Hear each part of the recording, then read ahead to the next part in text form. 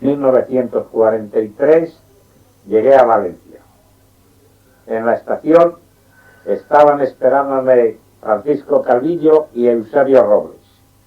Desde allí me trasladaron a casa de Calvillo con objeto de descansar un poco, cambiarme de ropa y saludar a su esposa, María Elena, a la que yo conocía de la guerra, puesto que había estado trabajando como mecanógrafa en el Comité Nacional de la CNT. Eusebio Robles me había buscado ya alojamiento en el Grao, cerca de las oficinas de la empresa, con una patrona en la misma casa que él vivía. Allí estuve hospedado unos cuantos días hasta que me colocó en su misma empresa. Como he dicho antes, esta empresa estaba haciendo la reconstrucción de varias obras de la construcción en Valencia, entre ellas las obras del puerto, la papelera del Grao y varios centros de fermentación de tabaco por los pueblos de la provincia. Mi empleo consistía en encargado del transporte y de materiales. Yo tenía a mi cargo el acopiamiento de material, en las obras con arreglo a las notas que me pasaba el aparejador para el suministro que periódicamente necesitaban, y a la vez el control de los camiones para el transporte de este material. Encontré buenos amigos y compañeros de trabajo en aquella empresa, desde el encargado de las oficinas, Enrique, hasta el último aprendiz que allí se encontraba. El trabajo era agradable. Yo me recorría las obras diariamente para saber las necesidades de material que tenían. Y con aquellas relaciones de necesidades y a la vista de los estadillos que tenía yo hechos para cada una de las obras con arreglo al cómputo general de material que tenían que consumir, iba haciendo las entregas a estas obras.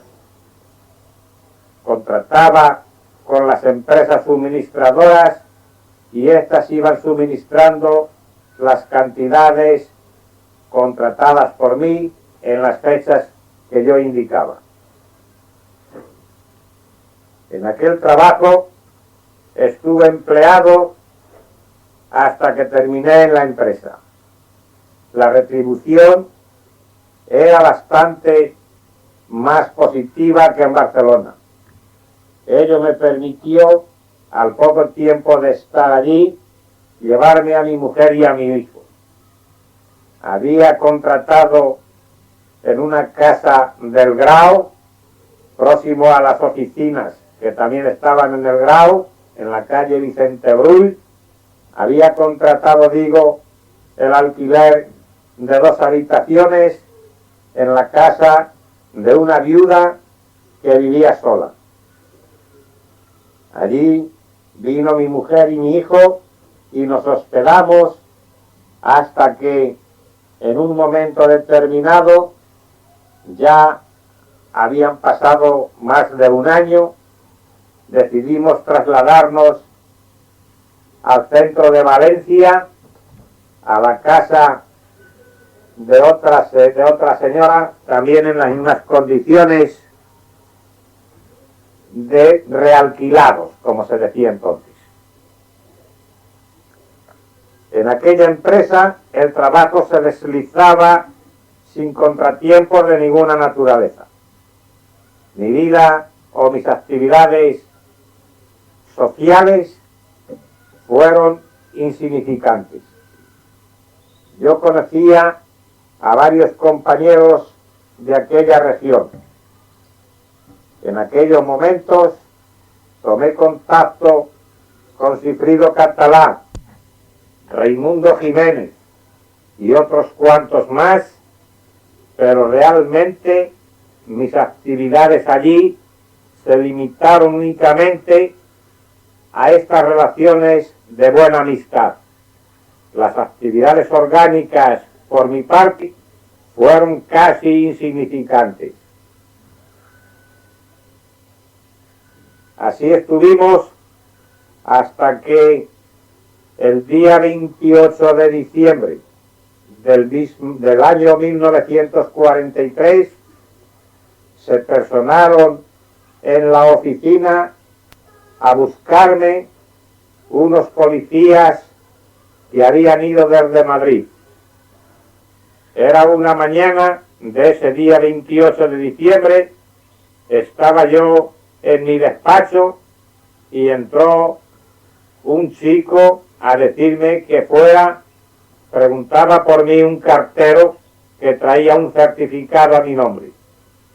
Salí y efectivamente allí estaba el cartero con su uniforme, su mochila y un paquete de cartas en la mano. Me preguntó si yo me llamaba Lorenzo Íñigo.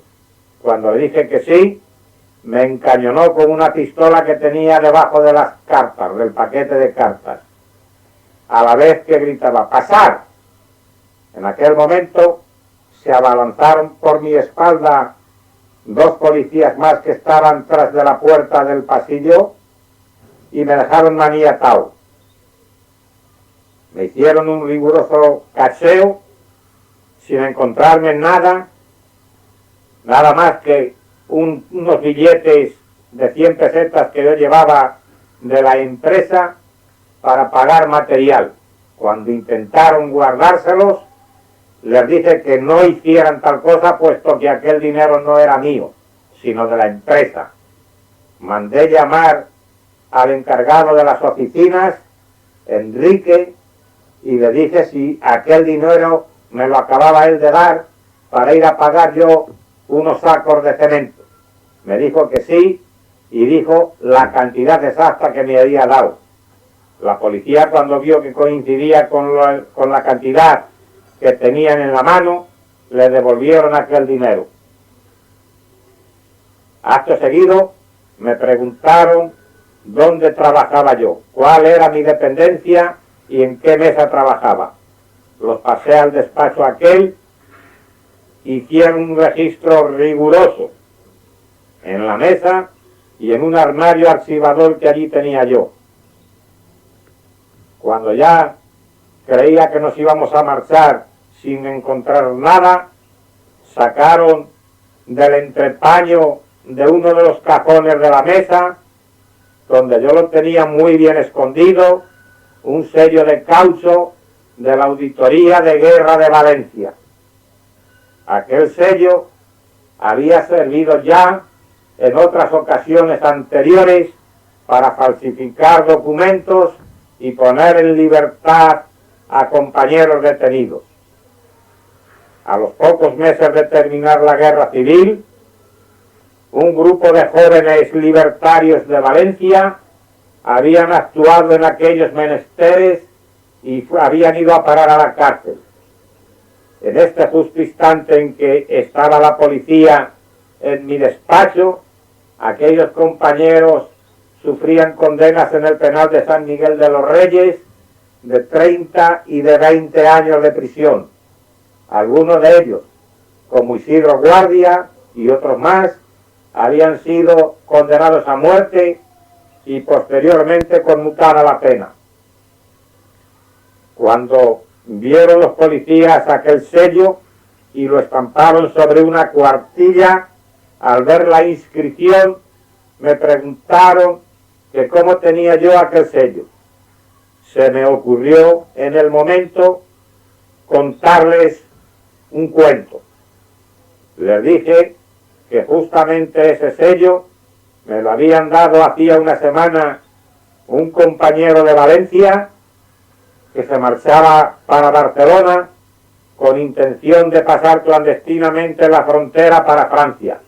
y que al despedirse de mí me dijo que lo había tenido durante bastante tiempo, que les había hecho algunos buenos servicios y que le daba pena destruirlo, que me lo dejaba por si en algún momento podía yo utilizarlo de alguna manera, pero que la verdad era que no había hecho uso de él para nada, que según me lo había dado, envuelto en el mismo papel, así estaba allí en aquellos momentos. Me preguntaron cómo se llamaba aquel compañero y les di el primer nombre que se me ocurrió. Desde luego, no el nombre verdadero del compañero y amigo que me había entregado aquel sello. Se lo guardaron los policías y como única prenda delictiva en mi poder, con ellos marché para la jefatura de policía de Valencia.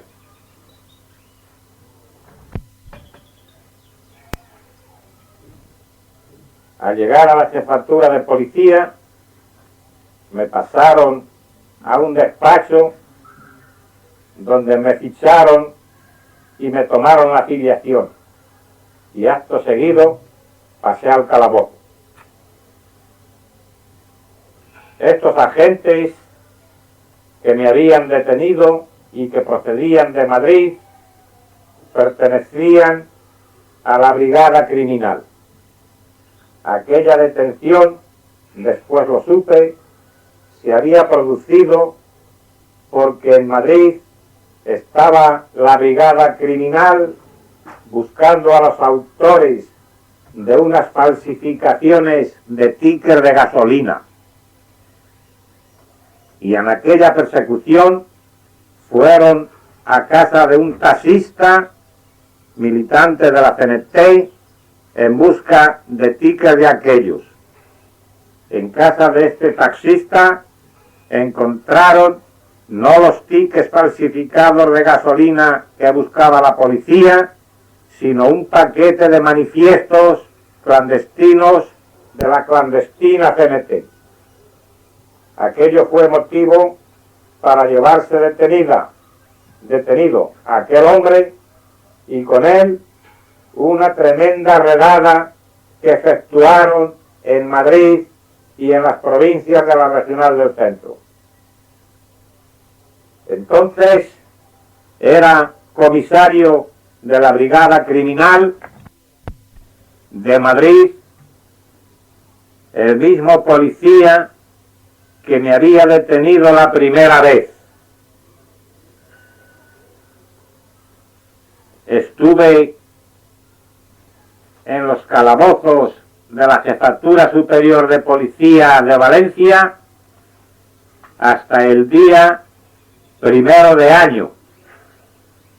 Durante mi estancia allí, al segundo día y a las 12 de la noche, me hicieron subir al despacho del comisario de la Brigada Social de la Jefatura de Policía de Valencia. Con él se encontraba otro agente tristemente célebre en los medios de la izquierda política española valenciana. Me preguntaron si yo conocía a diversos militantes de la CNT de Valencia. A los más conocidos dije que sí los conocía. A los menos conocidos dije que lo ignoraba. Entonces me pusieron sobre la mesa un paquete de fotografías de varios de ellos para que fuera dando los nombres. Realmente no di los nombres nada más que de los que eran suficientemente conocidos por la policía. Después de aquello me empezaron a preguntar si yo había tenido alguna actividad durante mi estancia en Valencia. Les dije lo mismo que a los policías de Madrid, que no había tenido ninguna. Me preguntaron también por el origen de aquel sello que me habían ocupado los policías madrileños correspondiente a la Auditoría de Guerra de Valencia. A estos agentes les conté lo mismo que había dicho a los de Madrid. Cuando terminamos, el uno se dirigió al otro diciendo: no tenemos nada que temer, este no va a hablar. Entonces, dirigiéndose a mí, me dijeron que esperaban que no contara en Madrid cuando llegara lo que no habían querido decirles a ellos. Aprecié que se encontraban molestos por la presencia allí de estos dos agentes madrileños. En el transcurso de mi vida de actividades políticas, he podido comprobar que a la policía le molesta horriblemente el que a los sitios o provincias donde ellos actúan vayan otros agentes de otras provincias a levantarle, como dicen en su argot, la liebre debajo de la cama. Así les pasaba a aquellos dos agentes. Estaban francamente molestos porque habían ido los policías de Madrid a detenerme a mí y a investigar otras actividades de acción política clandestina. Y más molestos todavía porque aquellos dos agentes que habían ido no eran de la brigada social, sino de la brigada criminal. Y esto también es mirado con un poco de desprecio por los agentes de la brigada social. En estas meditaciones que yo hacía a velocidad de relámpago, cuando ellos me estaban preguntando y yo les estaba contestando, me vi sorprendido cuando me preguntaron si yo podía avisar a mi mujer para que fuera a verme. Entonces les dije que yo no podía porque estaba encerrado en aquel calabozo, pero ellos sí podían hacerlo si yo les daba la dirección, ya que mi domicilio estaba a menos de 50 metros de la jefatura de policía. Tomaron nota de mi domicilio y al poco rato se presentó allí mi mujer y mi hijo. La pasaron al despacho y después de saludarnos se marcharon correctamente los dos agentes, dejándonos solos en aquella habitación. Estuve cerca de una hora con mi mujer y mi hijo allí solos. Yo miraba por todos los sitios a ver si podía ver micrófonos o algo semejante que pudiera detectar nuestra conversación. No vi nada. Cuando entraron nuevamente, me dijeron si ya habíamos hablado lo suficiente y si ya se podía ella marchar para casa.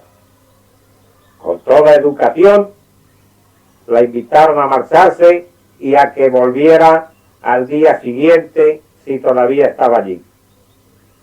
Entonces comprendí que estos agentes de la Brigada Social de Valencia lo que pretendían era de que yo, por medio de mi mujer, avisara a todos aquellos que considerara oportuno ponerles en guardia sobre la presencia de la Policía de Madrid en Valencia, sobre mi detención y sobre los propósitos que llevaban.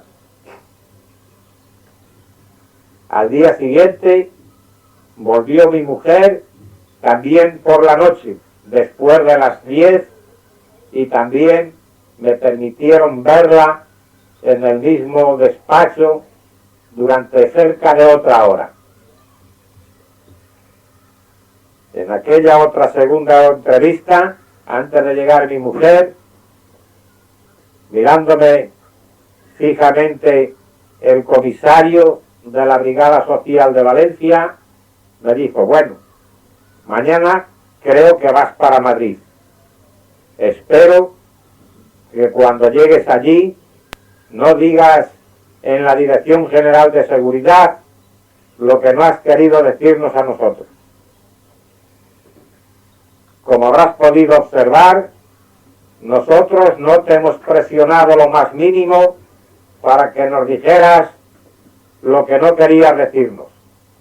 Sabemos perfectamente que en Valencia hay gente de la CNT actuando en la clandestinidad, pero nos habría reventado el que hubieran venido la policía de Madrid y especialmente los de la Brigada Criminal para efectuar estas detenciones que no hemos querido nosotros hacer porque estamos esperando el momento oportuno.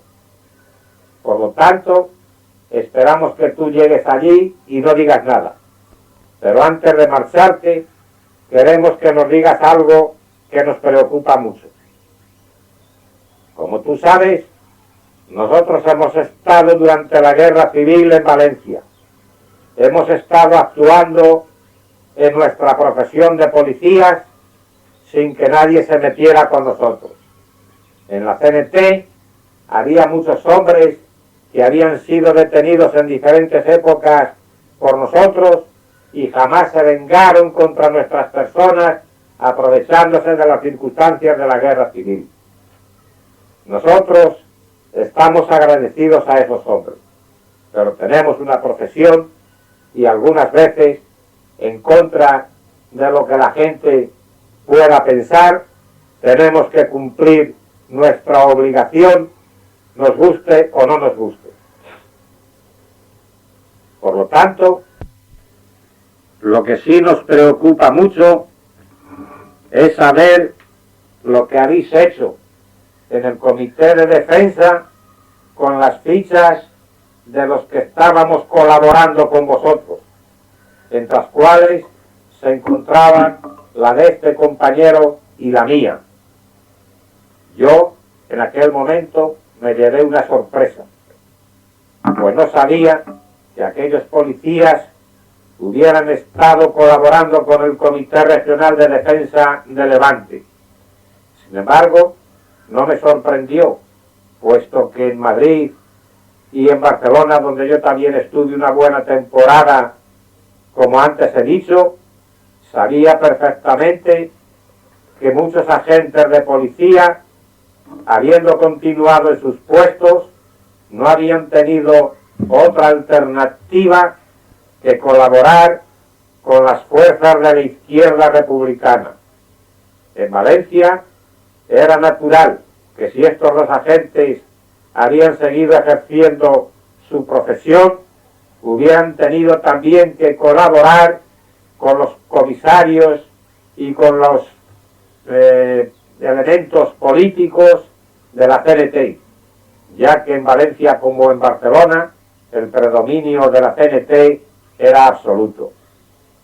Yo les dije que no tuvieran ningún recelo por mi parte, puesto que no despegaría la boca en ningún sitio sobre sus actividades durante la guerra civil. Yo no les conocía a pesar de haber pertenecido al Comité Nacional de la CNT. No sabía tampoco nada de su actividad profesional durante ese periodo, pero aunque lo hubiera sabido, podían tener la absoluta seguridad de que jamás saldría de mis labios una palabra que les pudiera perjudicar. Vi cómo la cara se les ensanchaba de satisfacción, me dieron la mano muy afectuosos en apariencia, diciéndome que estaban seguros de que así sería y de que por eso se habían sincerado conmigo y de que por eso me habían facilitado las entrevistas con mi mujer para que a través de ella pudiera yo avisar a quien estimara oportuno de mi detención y de los peligros que podía correr.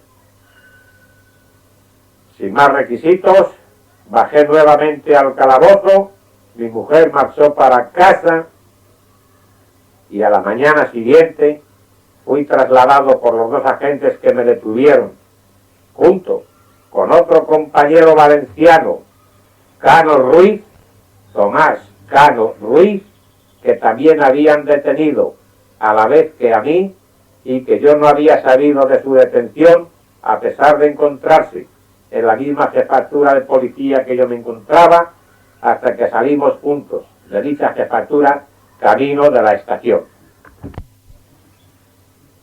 El día 1 de enero de 1945 tomamos el tren en Valencia con destino a Madrid. Cano Ruiz y yo no habíamos podido vernos ni hablar nada durante los días que habíamos estado detenidos. En el tren, sentados enfrente de nosotros los dos agentes, tampoco lo podíamos hacer con mucha libertad. Sin embargo, él supo las circunstancias de mi detención, supo más o menos lo que yo había declarado a los agentes de Madrid, y yo supe también por qué le habían detenido a él y cuáles eran sus declaraciones. Vinimos en el tren hablando mutuamente el uno y el otro, o algunas veces con los policías. Aquellos dos agentes eran chicos más jóvenes que yo. Como a mí me tuteaban, yo empecé a tutearlos desde el primer momento.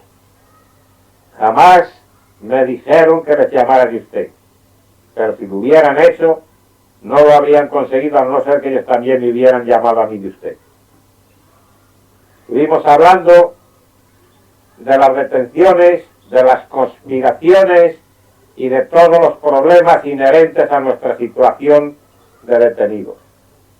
De los dos, el más pequeñito en estatura, el que iba vestido de cartero, me dijo que éramos unos ilusos, que si nos creíamos que íbamos a tirar el régimen de Franco con aquellas conspiraciones o actividades clandestinas que veníamos desarrollando. Yo le dije que no venía desarrollando ninguna actividad clandestina, que si lo venían haciendo otros, ellos sabrían por qué lo hacían. Pero de lo que sí estaba seguro es de que Franco no iba a mantenerse mucho tiempo en el poder. Me referí concretamente a los acontecimientos que se venían desarrollando en la guerra mundial. Por aquellas fechas ya estaba bien clara cuál iba a ser el final de la guerra. Hablé de ello extensamente. Les hice los razonamientos. Les dije por qué causas iban a perder la guerra los fascistas italianos y los nazis alemanes.